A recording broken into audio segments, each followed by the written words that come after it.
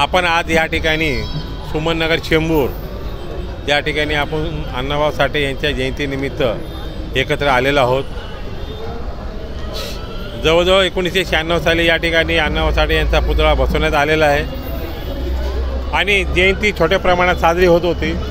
परंतु 2006 साली आपल्या महाराष्ट्राचे उपमुख्यमंत्री आणि केंद्रीय कृषी मंत्री श्री गोपीनाथ मुंडे साहेबांच्या प्रयत्नाने आणि शंकर कांबळे, शशिकला कांबळे आमचे हे जे काही सहकारी आहेत, परमेश्वर कांबळे वगैरे, आम्ही सर्वांनी त्यांच्याकडे आग्रह केल्यानंतर ज्याप्रमाणे 6 डिसेंबरला आपण मूलभूत सुविधा आपण दादरच्या चैत्यभूमीसाठी उपलब्ध करून देत असतो, त्याप्रमाणे 1 ऑगस्टच्या जयंतीसाठी महानगरपालिकेने मूलभूत सुविधा उपलब्ध करावी आणि पावसामध्ये जयंतीसाठी येणाऱ्या अण्णाभाऊंना मानणाऱ्या व्यक्तींना सुविधा मिळाव्यात आम्ही प्रयत्न केला।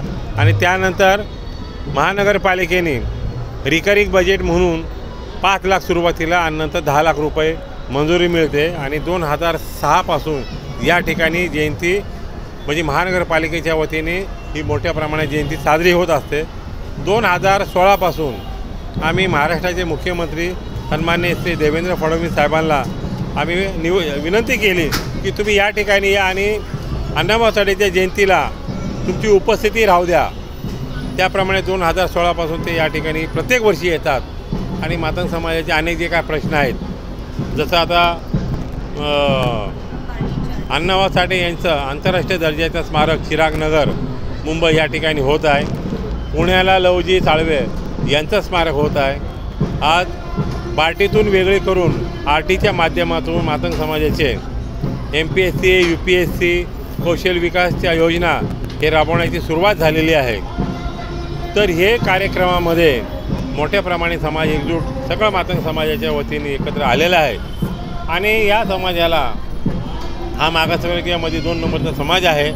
या समाजाचा काय इतिहास आहे हे इतिहास या तरुणांना, मुलांना, व्यक्तींना माहिती पडावा म्हणून आज आम्ही हे असं हे दालन ह्याच्यामध्ये मातंग समाजाचा प्राचीन इतिहास दाखवलेला आहे। तिथून संदीपानी ऋषी जे श्रीकृष्णाचे गुरु होते तिथून सुरुवात करून मातंग ऋषीपासून जामवंत ऋषीपर्यंत आणि त्यानंतर संत मीराबाई इथपर्यंत आम्ही सर्व माहिती दिलेली आहे। मातंग समाजाचे 8 कुळ होते, मगध राजकुळ, कौशल राजकुळ असे वेगळे 8 कुळ होते। म्हणजे मातंग समाज हा राज्यकर्ती जमात होता। त्यानंतर जवळजवळ 18 राज्यामध्ये हा मातंग समाज आहे। त्याला कुठल्या भाषेमध्ये बोललं जातं ते या ठिकाणी दिलेलं आहे। महावीर जैनच्या मध्ये तीर्थंकरांच्या ह्याच्यामध्ये मातंग समाज होता हे आम्ही माहिती दिलेली आहे। त्यानंतर अण्णाभाऊ साठेंची माहिती दिलेली आहे की 1.5 दिवस शाळा शिकवणी व्यक्ती या महाराष्ट्रामध्ये सगळ्यात जास्त साहित्य निर्माण करून साहित्य सम्राट होऊ शकतो हे आम्ही माहिती दिलेली आहे। त्यानंतर क्रांतिगुरू लवजी वसंत साळवे यांनी देशासाठी हे कसं काम केलेलं आहे, जे महात्मा फुलेंचे जे गुरु होते, वासुदेव बळवंत फडकेंचे गुरु होते, लोकमान्य टिळकांचे गुरु होते, ती माहिती दिलेली आहे। त्यानंतर मातंग समाजामध्ये अण्णाभाऊ साठे महामंडळ निर्माण व्हावा, त्यानंतर साहित्याचे पुरस्कार निर्माण व्हावे, अशा अनेक गोष्टी करणारे आमचे डॉक्टर बाबासाहेब गोपले यांची माहिती दिलेली आहे। सकल मातंग समाजाच्या वतीने जे जे कामं पुऱ्या महाराष्ट्रभर एकत्र येऊन होत आहे, आरटीची निर्मिती झाली, आता अनुसूचित जातीचं उपवर्गीकरण होत आहे, ह्याबद्दलचा हा स्टॉल आहे। या स्टॉलमध्ये हजारो लोकांनी भेटी देतात, माहिती घेतात, आमचे आभार मानतात की अशी माहिती आम्हाला आजपर्यंत मिळाली नाही। आज आम्हाला हे स्टॉल लावल्यापासून लोकांना एवढं जनजागृती झालेली आहे की लोक खुश झालेले आहेत, माहिती मिळत आहे। आणि आज ह्या कार्यक्रमामध्ये आम्हाला मदत करणारे हे सगळे जे माझे जे सहकारी आहेत या सर्व सहकाऱ्यांच्या प्रयत्नामुळे या स्टॉलमध्ये आणि या सर्व चळवळीमध्ये आम्हाला मदत मिळते. त्याबद्दल मी या सर्वांचा आभार व्यक्त करतो. शेवटी समाजाच्या या कार्यकर्त्यांच्या सहकार्यामुळे ही चळवळी आणि हे कार्यक्रम होत असतात. आज ह्या जयंतीला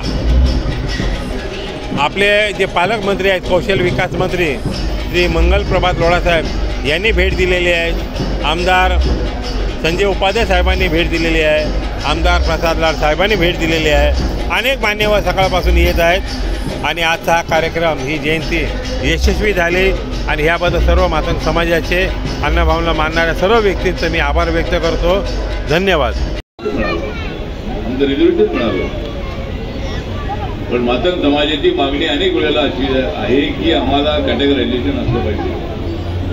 आमच्या मातंग समाजाचं जेवढं पर्सेंटेज आहे त्या प्रमाणामध्ये आम्हाला नोकऱ्यामध्ये, शिक्षणामध्ये मिळालं पाहिजे.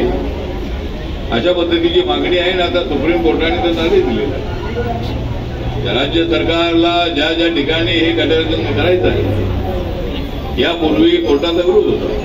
सुप्रीम कोर्टाने सांगितलं होतं की इथे शेड्यूल कास्ट 59 जाती आहेत महाराष्ट्रामध्ये.